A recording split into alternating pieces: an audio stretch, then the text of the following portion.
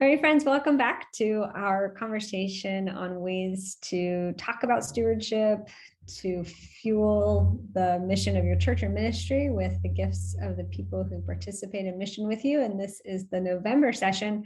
And the November session is all about December. In other words, November is when you have the time to prepare and put all the pieces in place that will help you end the year really strong in December. So we'll go through this, and then I will be open for the Q&A at the end as we go on. So let's get ready to crush December. Why December? Well, as you know, the vast majority of gifts to any nonprofit, that includes churches, are received in December. So the first thing to do in November, if you haven't already, is to go ahead and do your end of year giving roundup. This is what I call it. What I mean here is that you would be surprised how many times web buttons are not clicked on to confirm that they go to the place that you want them to go, that giving pages have the most current and up-to-date information and images of your ministry right now, not years ago. You want to check your email lists, make sure that those are scrubbed and or segmented based on the way that you need to communicate to the different groups of people who you will be inviting to join you in funding the mission. You want to look at your social media accounts, make sure that you have the links to the giving pages, to the ways in which you receive gifts. They're up in the bio or link tree. And I know you're thinking, I know all of this already. I'm sure you do know it all, but you will be surprised that things just get overlooked or taken for granted that they work and they don't work. What I like to do is recruit 4 or 5 people and ask them to click around that are not on my staff or not on my team. Oftentimes I've recruited board members who are obviously close to the organization, really care about the mission of the organization. And I just ask them to click every give button, to review all of the digital sites, websites, social media sites, make sure everything's working. Obviously, you want your team that helps with financing or bookkeeping to double check that any online giving merchant accounts or services that you've hired to process online payments are actually working. Probably more so during COVID than any other time we've been using those, but still it doesn't hurt to just double check that everything is active, accurate, and ready for December. So invite some people that are close to your ministry in, invite them to click around and let them tell you where things don't make sense. Like this, I didn't understand how to get from A to B. The language on this page, I got confused, things like that. So an end of year giving roundup is just that assessment of all of your buttons, ways to give. Some people still really like to put a check in the mail. That's great. Does your giving website have the mailing address super duper clear? Don't make people hunt for the give button, for the address of where to give. Obviously, having a link that doesn't work is going to mean that you don't get that gift. So go ahead and implement your end of year giving roundup by inviting people who are not on your team or not on your staff to click around and give you helpful feedback. All right, that's a great thing to do here in the first couple weeks of November. All right, so moving on to the next one. We want to, so like I said earlier, 30%, it can be even higher some years, at least 30%, I will say, of all gifts to churches are received in December. That's just an enormous amount of charitable giving or investment in the mission of the church that happens. And I think that if we don't realize that your church or your ministry is one of 20,000 that are out there asking for those end of year gifts, you will miss the opportunity to be seen. We cannot be passive as we approach December. In large part, we get these gifts in December for two reasons. Number one, people are in a gift-giving mood. Like, we've created the culture where people like to give gifts in December, and you want to capitalize on that gift-giving mood.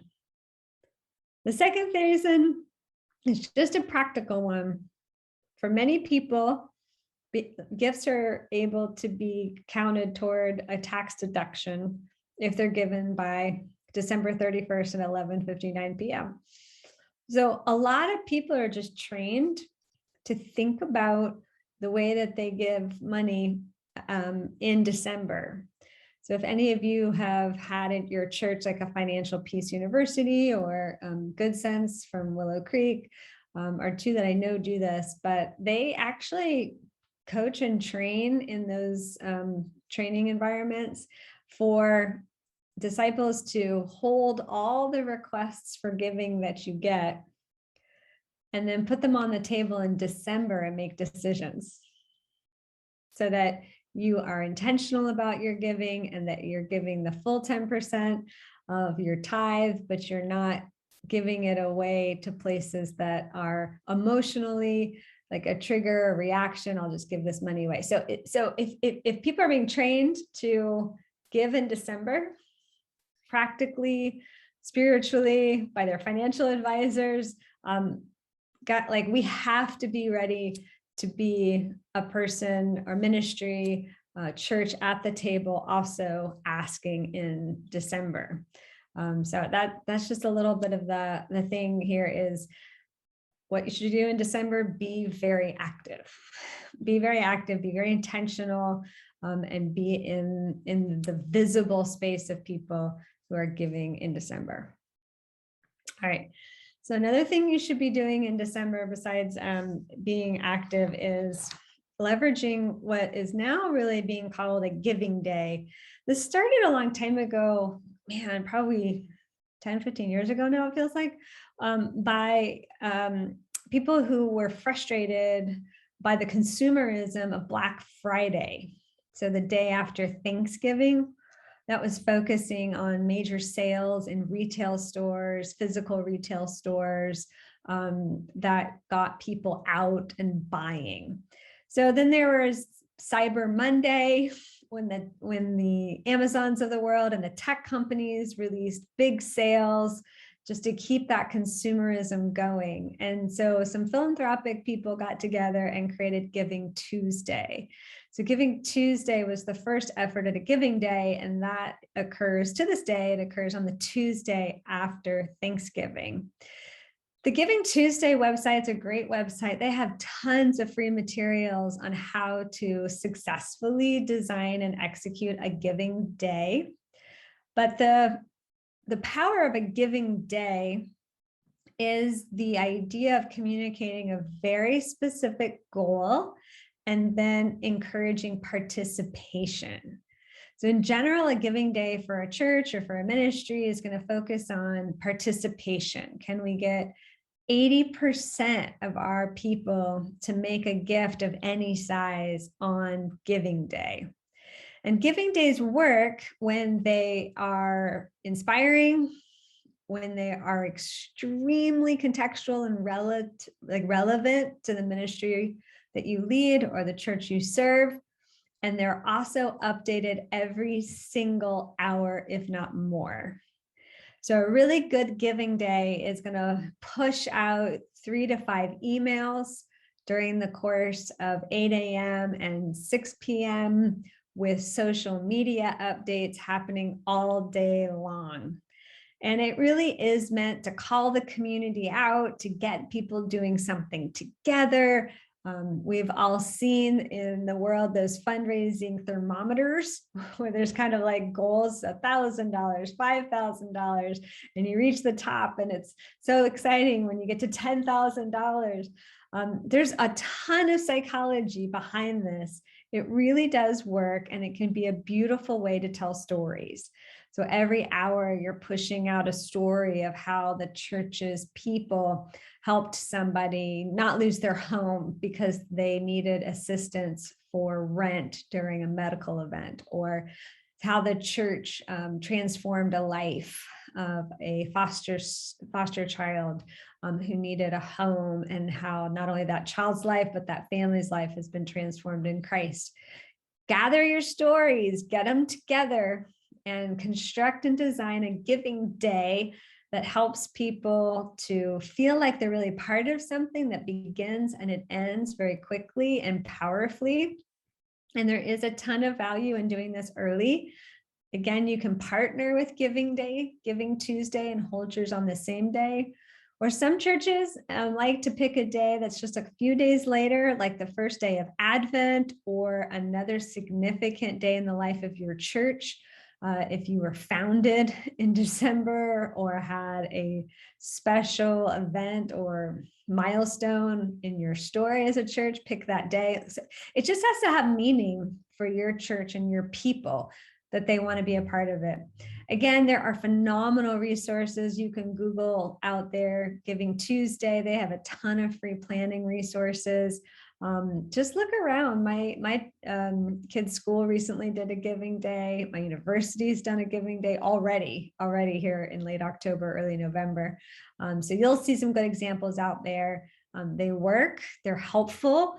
And if you do them early enough, it gives you time then to make the strategic plans for the rest of December to reach your funding goals. All right, so that is Giving Day. It's a great one. All right, so moving on to the next thing we're going to talk about is this one. So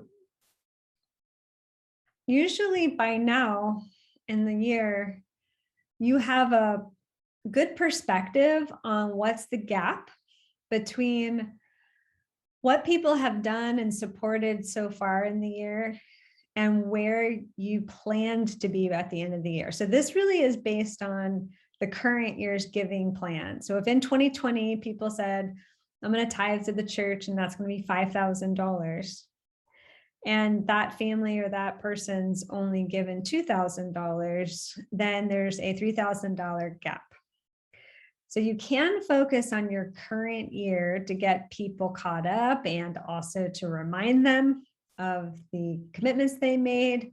That can be a nice way here as you approach the end of the year to not only close the gap on the current year, but to also start to close the gap on, this is the other application, what you want to do next year.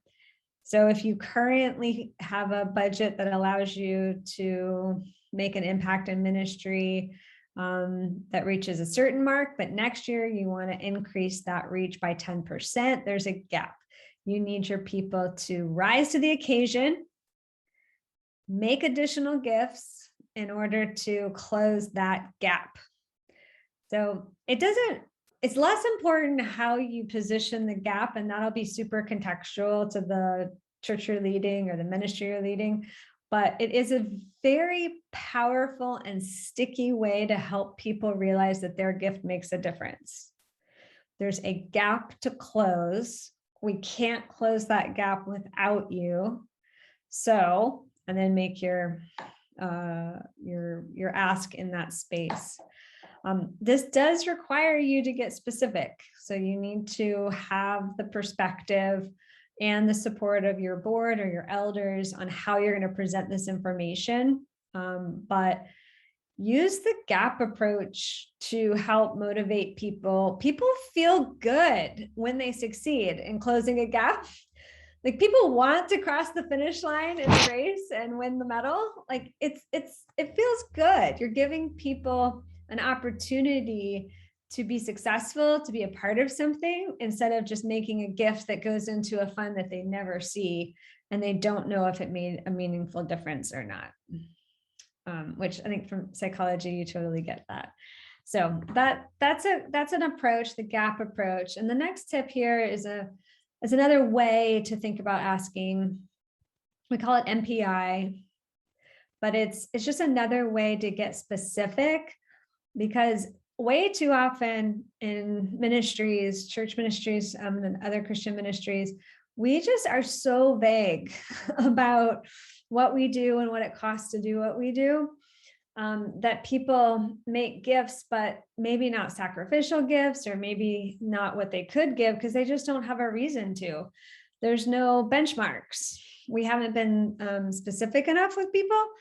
So the gap approach is one way to get specific. And then the other one is this MPI. So the first thing is money. So you're just going to talk about money. Here's how much money. Money is morally neutral, right?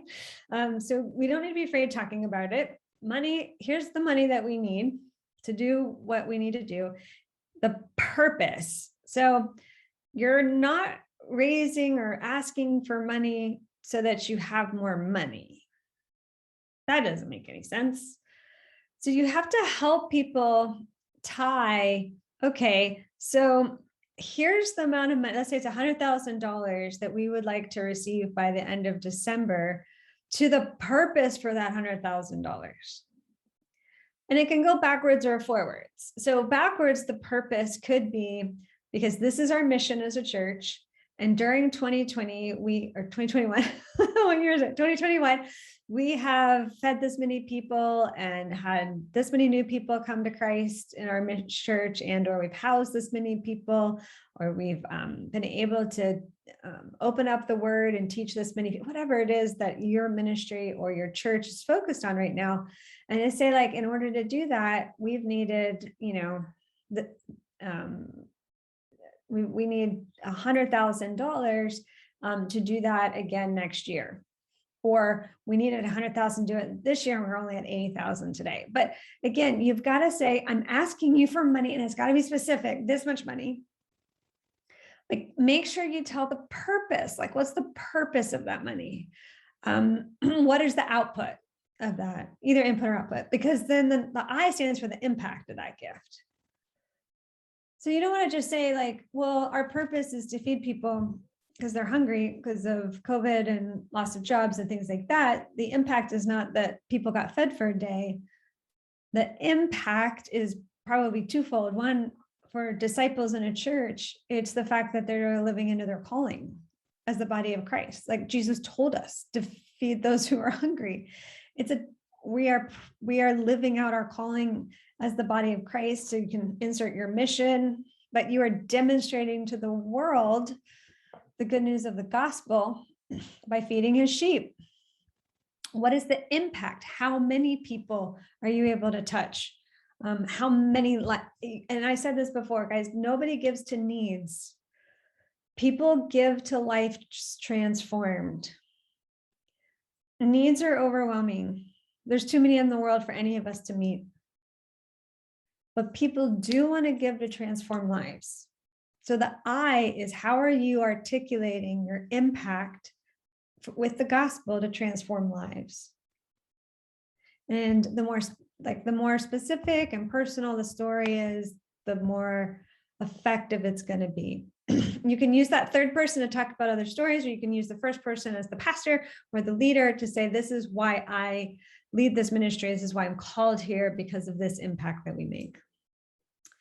So you've got kind of two, as you think about approaching December, get specific in what you're asking for. You can use the GAP approach, or you can use the MPI approach. These are just two different ways to craft your ask that gives people a specific dollar amount, a specific way in which their gift is going to make a difference. And then they get to feel the joy of partnering with the community to make that difference. Okay, I hope that's helpful to you. I hope it is encouraging you to get into more of a specific and directed ask as we head into the holidays. Okay, now Thanksgiving is coming up first. I know this is a December, what to do in December. Well, let me just talk about Thanksgiving for a second. It's a phenomenal time to thank people for the gifts that they've given you in the past year, and to thank them personally, to thank them corporately. Don't ask for money around the Thanksgiving weekend. Use it to express gratitude and also to build up their identity as people who are on mission with you. In other words, when you thank them, you're again able to say thank you. Remember how we talked about how the you is so important to creating that sense of, this is not my mission, it's not my ministry, this is you on mission. And one way in which you get to help transform lives is that you help to resource the work we do together. So thank you, and give them evidence of their investment and the way that it is changing lives. Thank people, share a great story or two on how lives are being transformed. That is a phenomenal way to touch people, value people as you head into December, where you will be asking them to join you again in resourcing the mission of your church or your ministry. Okay, so that's Thanksgiving. It's easy. That's the good one. Say thank you. Brag on people a whole lot. All right. All right. So then our last one is on December 30th and December 31st. So by this time, we've all had a lot of pie and eggnog, and we're tired and we're off, right? We're not working. And that would be a huge mistake. Really go ahead now in November while you have some time, so your holidays can be as relaxed as possible, is go ahead and create your strategy, design it, program it, get it all set up for what's going to happen on December 30th and December 31st. So if I said like 30% of all gifts to churches and charitable organizations happens in December, 10% of all giving happens on December 30th and 31st. That's an enormous amount.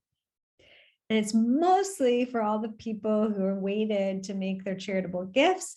They get that last email. They go, oh no, I didn't fill that out. I'm going to make that gift right now. But if you're not the one there giving that trigger to click here on an email or return this envelope with your gift today, you just won't get it. And it's not that they don't care about you. They probably really do. They're just busy. They've also had a lot of pie and eggnog and they forgot. And so think about how you're going to show up. So easiest ways, of course, are to pre-program a couple of emails that will go out on December 30th and again on December 31st. Create that sense of urgency. Hey, last day to take advantage of that tax write-off is today. Go ahead and make your gift today. You can also plan in advance to have mail to drop on the 30th. If you talk to your postmaster or whoever does your mail house work, you can talk to them and say, hey, we want this to drop in mailboxes on the 30th. It can be a postcard. I really like simple letters from the pastor. White envelope, white piece of paper, very simple letter from the pastor. I like those to drop on the 30th. Social media, phenomenally easy to program in advance. Have your posts all programmed and ready to go so that they're dripping through the day on the 30th and the 31st. And what's great about that, email, social media, blah, blah, blah, is that you can use images from your Christmas Eve services or the cute little images of the little tiny ones dressed up like goats and sheep and Mary and Joseph, you know, from the nativity that year. Everyone loves those. They love to see the Christmas tree from Christmas Eve, the candles lit. So grab all those images, make your posts, schedule them in advance so you're not actually having to work that day, but the systems are working for you. Just don't miss having those emails and those social posts. And I even really like paper mail still on those last days, ready to go. Take advantage of that. And again, it's just because of human nature. Lots of people will just put it off until they really can't anymore. So be ready. And I get this question a lot, by the way.